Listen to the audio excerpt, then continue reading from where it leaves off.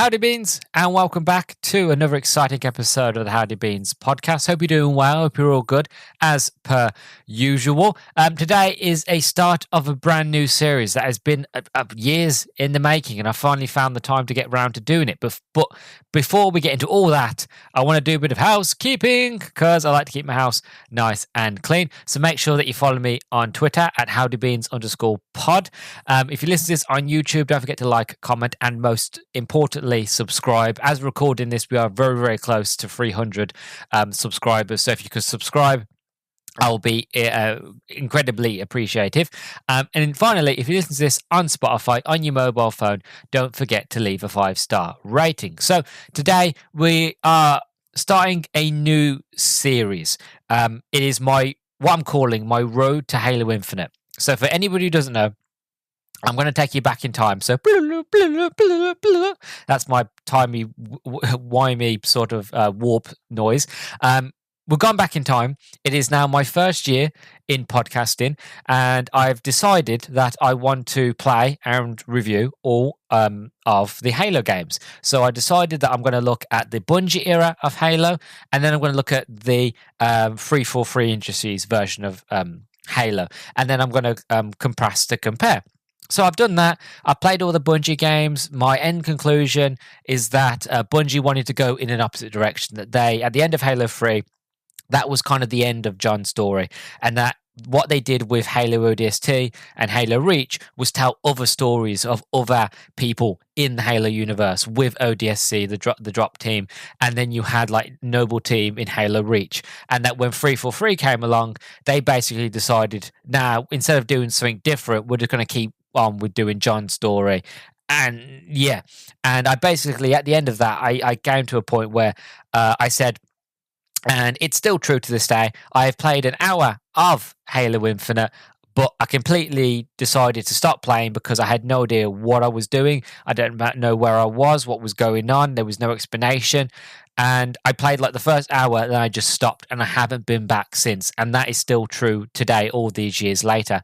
And I find it interesting because the thing is with Halo Infinite, and things with Halo in general, is the fact of the books have always existed in the background, but never once have I ever found myself playing any of the Halo games or any new Halo, even Halo 5, even though that was very convoluted.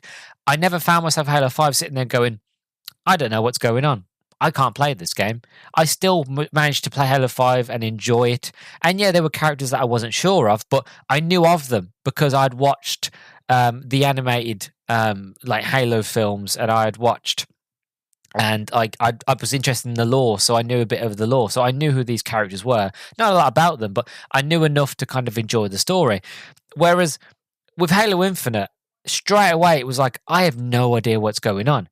Where's Cortana? Where's the Keepers, the Guardians from Halo 5 Guardian? What's going on? I know who Atriox is because, again, I played Halo Wars 2. But how does that factor in? Like, where is I think, is it Destiny Ascension or whatever from Halo Wars 1? You know, they were in Halo Wars 2. Where are they? Like, are they part of the story? Generally, I didn't know. And I look back and I realized to actually understand what's going on in Halo Infinite, you need to read a lot of the books.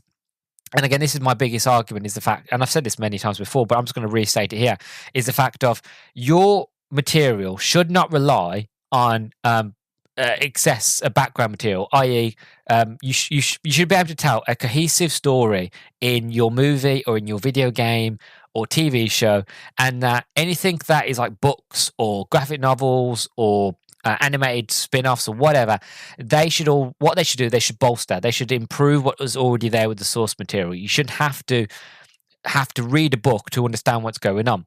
And that's the problem with 343 when they took over with Halo, is the fact of, to really understand what's going on in the stories of the games, you had to read the books, you had to read the graphic novels, and if you didn't, you would be left out in the cold. And this happened.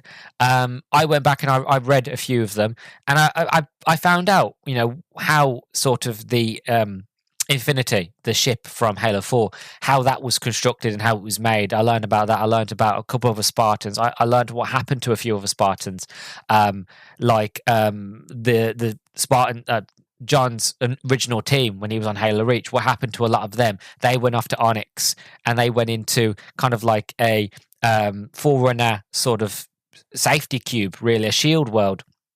A little pocket dimension sort of thing. It's kind of hard to explain, but they go there, they find loads of technology, and they use that technology to build the infinite ship and all that. Like, again, it's all fascinating. It's really well done, but again, it's one of them things of like, I had to read the books to find it out. The games never explained that. It's just the fact of, oh, humanity now has a Forerunner advanced sort of technological ship that was used with Forerunner technology, but don't worry about it.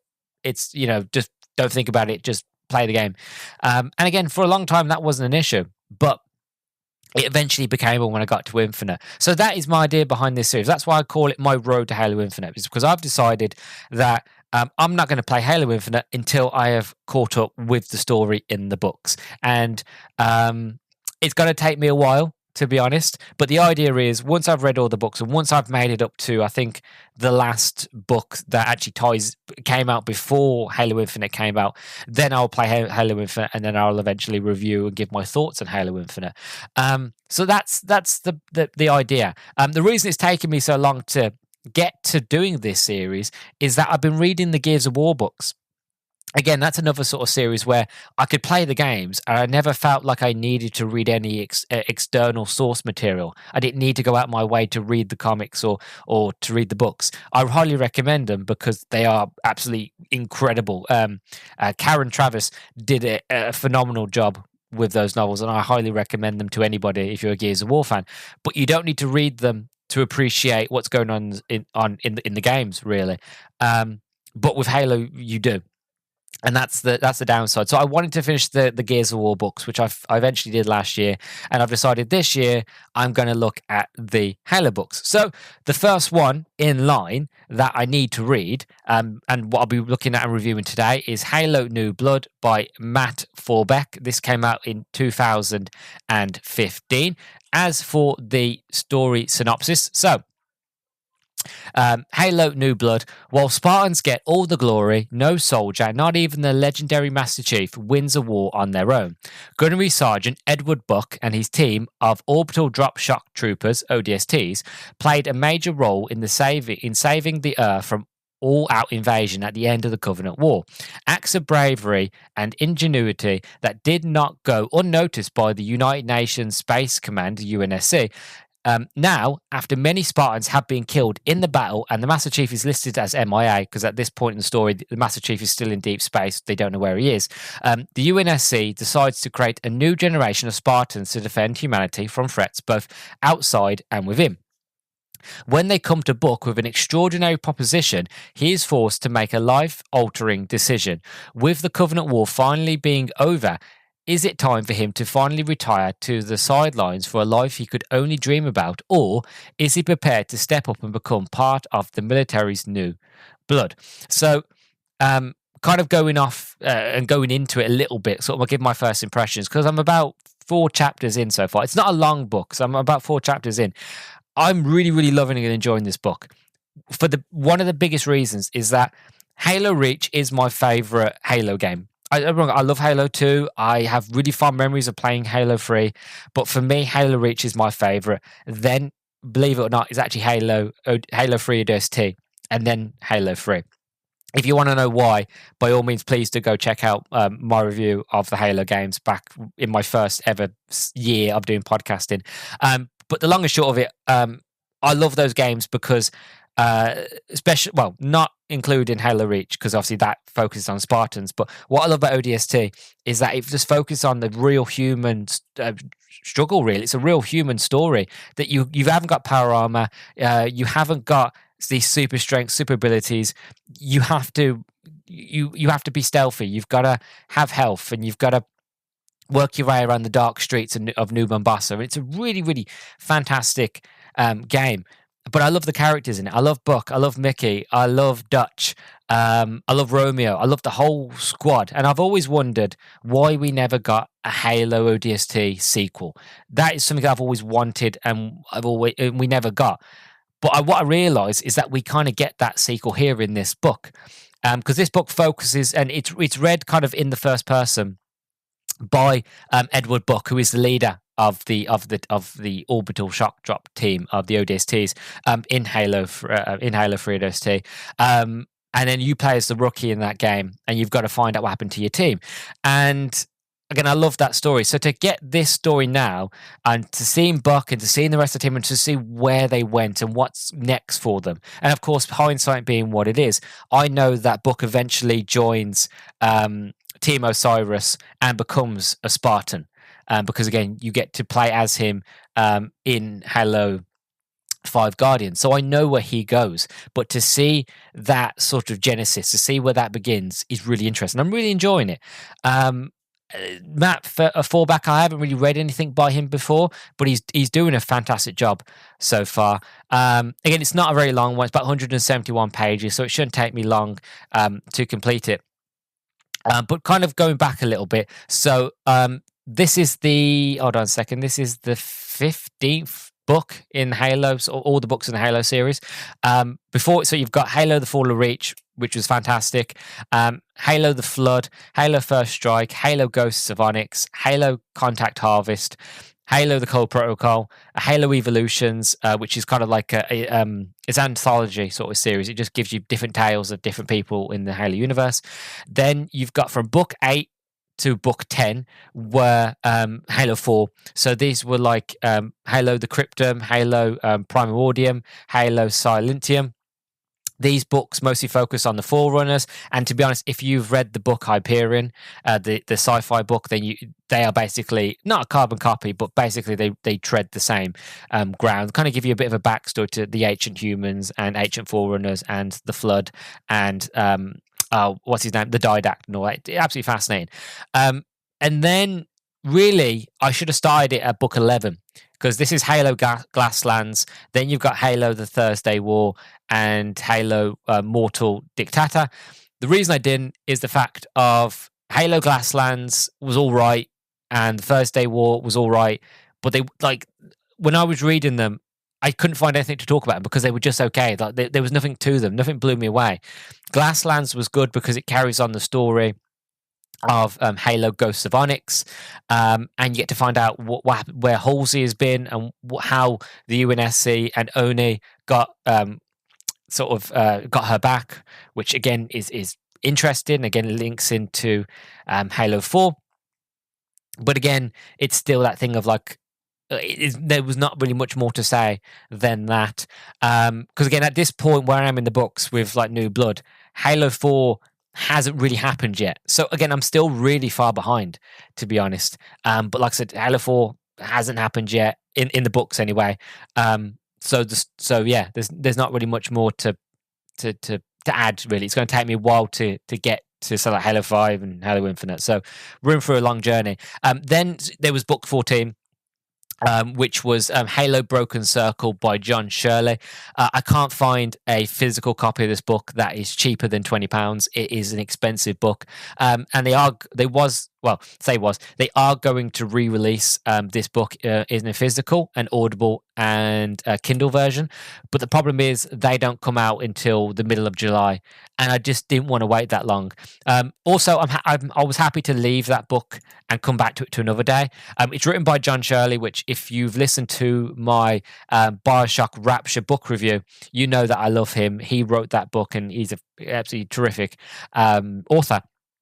But the reason I was happy to skip over Broken Circle is because that book takes place centuries before the Human Covenant War, and it's really just a book about the prophets and the elites, about First Contact, and about the war that they had against each other, and then how this and Helios eventually decided to bend the knee to the prophets, and then became the Covenant and served them. And again, I'm happy to come back to it, but I'm also happy to skip it. But I will come back to it and review it one day. And yeah, so here I am at book 15. And that's, again, long and short of it, that's what's taken me so long to get here, is the fact of I've just been so busy with other book reviews that it's taken me a while. And like I said, Halo 4 hasn't happened yet in the story, so it's going to be a while before I get to Halo Infinite. But I'm excited. Like I said, with my first impressions, I'm really enjoying this so far. It's a short read, but I love seeing what's happening to Buck. I love how it's written in first person as Buck talking, and I kind of wish that I had the audio version now, because if Nathan Fillion, who did the voice for Buck, did this audiobook, I would just be in heaven, because again, he's got a beautiful voice, and it adds to the character really, because that's who voiced him in the games. Again, I'm interested to see what happened to the rookie. Did the rookie end up becoming more than that? Like, what happened to the rookie? What happened to Mickey? What happened to Dutch? What happened to Romeo? What happened to the squad, really? Like, I've been waiting for these answers for years, since I first completed Halo ODST, and then we never got a sequel. We never got any more. We didn't hear about them. So I'm just, as you can tell, really excited, because I get to see more of what I love. So to me, it's a dream come true. It's absolutely wonderful. So without further ado, I'm going to start waffling now, because I know if I carry on, I'm just going to waffle. I'm going to go and finish this book. And when I come back, we're going to dissect it and review it. And I'm so excited. So I'll see you in a minute.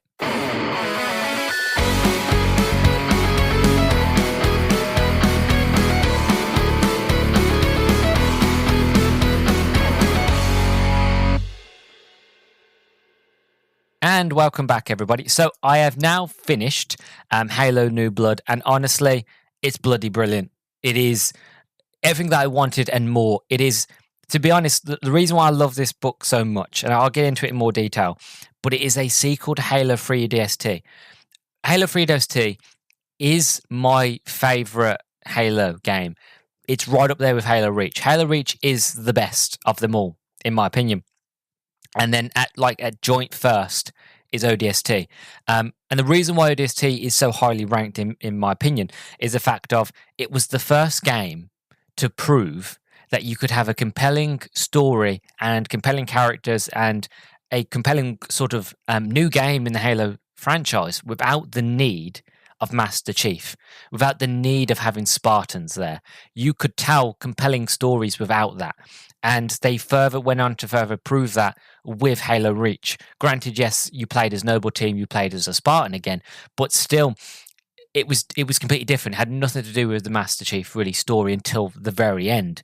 And I say it in my big review, this is where I felt like Bungie was going with their characters, was like, we've put John in the freezer, we've put him in deep space. He's away now, so this allows us to play and bring new characters and new narratives in, and again, they wove them and weave them in so perfectly and so fluidly that they just work. Whereas when 343 got given the keys to the kingdom, they basically took John out of the deep freeze again, and then made more games out of him. And again, my opinion is that was a wrong call, and they should have carried on doing stories like ODST, like the sequel to ODST and things like that, and then a couple of years down the line, then bring John back. But first, sort of introduce brand new characters, and that's what I love about this story so much, is that it is a sequel to one of my favorite games. I get to see what happened after New Mombasa. Where did Alpha 9 go? What happened to these characters that I love? I would have loved to play this and played it as a game, but I'm happy to get it as a book. I'm happy to get more of that narrative, of more of what I was looking for years. And if I had known that there was a book sequel to Halo 3 ODST, I would have read this a long, long time ago. It was only as I was reading it, I was realizing, damn it, this is the sequel that I wanted. And there are so many twists and turns, and there's so many character revelations and things like that, like stuff I can't get into because of spoilers. Like, this book's only 78 pages long. So there's a lot in there, but again, I don't even want to spoil it. But sort of going into the story and going to the characters. So for the story, it's told through the eyes of Buck. It kind of reads as a battle report. So at the very, very end of like, say, Buck, just before he goes on to, I would imagine goes on to join Team Osiris in Halo 5. It's kind of like a battle report. He's telling you his life story, his origins, about how where he was born. He was born on Draco 3, and that he decided to leave, and why he joined the UNSC, and then where he was when his home planet got attacked, and that he couldn't do anything to stop it. By the Covenant, they glassed the planet to shreds, and then that's why he decided to kind of go into the go into the ODST. Sorry. And then it follows his life through there, really, about his first team. So before he ever meets Mickey and Romeo and Dutch and the rookie, he has his first group of soldiers. So he has under his command Gomez, Samrat, Seven Dottier, and Coman. And basically, again, I don't want to go into spoilers, but you find how that was like his first team, but how his failure with that team kind of sped him on to kind of make sure he doesn't repeat those same failures in the future. And it's very interesting, very dynamic. And again, Buck is absolutely fantastic, fascinating character. And I was thinking to myself many times of like, I really wish I had the audiobook to this, but I wish the audiobook was read by Nathan Fillion, because again, it is him telling the story, and he did the voice for Buck in the games. So I would have loved to see Nathan Fillion do the audiobook, and I don't know if he does or not, but I would have loved that just to kind of get me more into that story. And then the story goes on, and then it jumps to New Mombasa, and it kind of gives you a play-by-play through the eyes of Buck, the events of Halo 3 ODST. And again, I've played that game multiple times, so I know the story off by heart. But to get that play-by-play through one of my favorite characters, and he's sort of in a monologue of ideas of how he thinks the rookie must have felt when he woke up on his own and he had to go find everybody, and how it leads in to sort of what happens next after the events of New Mombasa and where Alpha Team find themselves. And again, I kind of have to stop myself there because that is a major spoiler territory. But the events of what happens after that leads sort of Buck to basically having not retirement, but basically taking a step back, being like, look, the Human Covenant War is over. I need a rest. I don't want sort of to fight for a while. I just need to relax. So him and Veronica Dare, who is the ODST operative that basically runs and kind of commands Alpha 9, him and her basically go for a long vacation, and then he gets an offer to become to join the new class of Spartan 4s, and he turns it down. He's like, no, I don't want to become a Spartan. Like, I'm not interested in that. But if you're asking me, then you need me. But I'll only do it if my team, like his team, can basically become Spartans as well. And I won't say who it is because again, it's a spoiler. But a certain character from another one of my favorite games basically comes to him and asks him, and is surprised that he gets shut down. But he's like, but Buck is a man of his word. He's like, look, I'm not going and I'm not interested if my team's not coming with me. And the other guy goes, well, we can't do it, but if that's your opinion, and that's fine, we'll take it, and he goes. And then later on, you find of certain events happen, which makes sort of Buck join, and he becomes a Spartan. Then you get this whole other sort of story of him going through the Spartan 4 sort of augmentation, becoming a Spartan, becoming stronger, faster, going through the training. It's done in such a way where it's like loads of mini stories, but none of them feel like you're reading short stories. They just feel so organic. It reads like if someone's telling you this story around a campfire. It's the narrative is straightforward, but there are moments like as you would do as a conversation, you'd be like, oh, this happened, but actually no, I've missed a bit. Oh, let me go back and let me sort of retread about why I'm here and that sort of thing. And it works so organically, especially for a character like Buck. If you know Buck and his sort of character, it makes sense for him. And again, because you're reading it as through his eyes, or his sort of his own battle report, it should be like that. It should read like that. And even in the book, him says himself, like, if you don't like it, then get used to it, because this is how I tell a story. And it's so really, really well done. As for the characters, again, you get to meet the rookie again. You get to meet Veronica Dare. You get to meet, obviously, Edward Buck. You get to meet Mickey. You get to meet Romeo and Dutch, and they're all dynamic. And it just feels so organic. It feels so natural. It feels generally, when it comes to like the book continuity, as a sequel to Halo 3 ODST. This is what I wanted to see. If they were going to do a sequel to this game, I would have wanted this same team and to see where they go. Even if I play as the rookie again, it would just be nice to see the evolution of where everything goes, like where they are now, what happens to them, why. And again, that was my biggest question when I went into Halo 5 was like, hold on a second.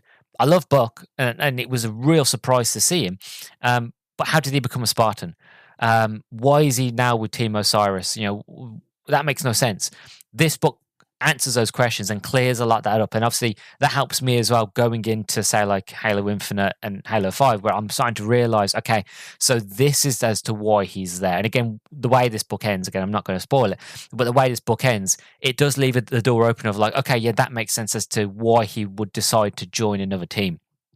Again, I can't go into it because I don't want to spoil it for anybody, but again, like I said, it's a short book. It's not going to take you a long time to get through it, but it answers a lot of questions in such a short time. And again, it left me wanting more.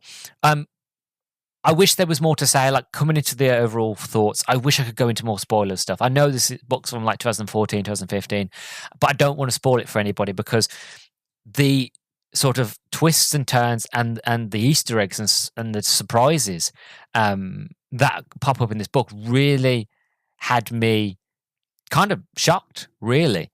And it kind of made me miss this kind of storytelling, like in these sort of books. And it also made me kick myself as well, because I'm sitting there thinking, this is wonderful. And I'm glad that there is a book to continue this story, to continue these characters. But I couldn't come back to the idea of like, this was during the era of 343. This is when 343 took over. And this is what I've said many times before. 343 relied too heavily on the fact of, we will make video games, but if you want to know what's going on in the background, you've got to read the books. If you don't read the books, you will get lost. But that's, and they just relied too heavily on the media. I would have loved to have played this as a game, even if they didn't want to make a full-fledged game. If they made it into a mobile game like Halo First Strike, if they did that, where you've got Palmer, Sergeant Spartan's Palmer, they did it with her. And again, she does show up in this story as well. That's not a spoiler, by the way, but she does show up in this story before she's a Spartan as well. But the point is I'm trying to make is the fact if they did it with her, so they could have done it with this story, or they could have, done a continuation with Buck and his team, doing a firefight sort of game. It would have just been nice to experience this in a video game, is what I'm trying to say. But I'm glad I've now been able to experience it and get it. And it's got me excited. And I haven't been this excited for Halo in a long time. I really haven't. Like, while I was reading it, I actually went back. I've, like, on my Xbox, since I've had my Xbox One, one of the first games I got with my Xbox One was the Master Chief Collection. It was the first game I got.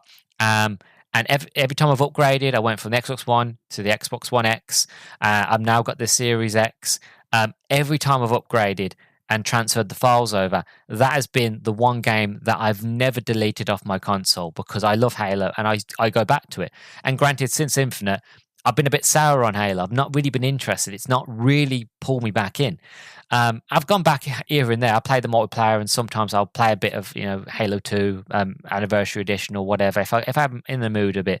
But this book has really got me back into the mood of Halo, and I've been going back and I've been playing through Halo ODST. I was playing through Reach just to kind of get me back into that idea mindset of like, oh, I remember this. I remember when Halo was good, and I've been having a real fantastic time. And it goes back to this, is the fact that this book is bloody brilliant. And if you're like me and you've become a bit sour on the Halo franchise, and you haven't read the books, again, by all means, I highly recommend going back and reading the Halo books. Like I said in the introduction, The Fall of Reach is absolutely fascinating. You learn about the origins of the Master Chief and all the other Spartans, and again, it's incredible. Halo the Flood is basically a novelization of Halo 1, but it goes into a lot more detail, a lot more depth, and it really goes into sort of how the Master Chief is terrified of the Flood, and it's really, really good. Halo First Strike comes out after Halo 1 and basically continues the story and explains how the Master Chief got from the Halo array back to humanity, and again, where the events of Halo 2 begins. Halo Ghosts of Onyx, that's a fantastic one. You find out what happened to Halsey and why she disappeared and how she disappeared, and why she only eventually came back in the events of Halo 4. Halo First Contact is a Johnson story, and you learn more about Johnson and how basically he was basically a Spartan 1 He was one of the first people chosen to become a Spartan before they sort of got all the kinks out. Halo: The Code Protocol comes next. Again, absolutely fascinating book. It really goes into the idea of the Code Protocol, and that any human ship that is going to be damaged and basically salvaged by the Covenant, if you do the Cole Protocol, it purges all systems and it self-destructs the ship. And what it does, it just deletes all record of any human planet, any human settlement, including Earth. And it goes into detail about it. It's absolutely fascinating.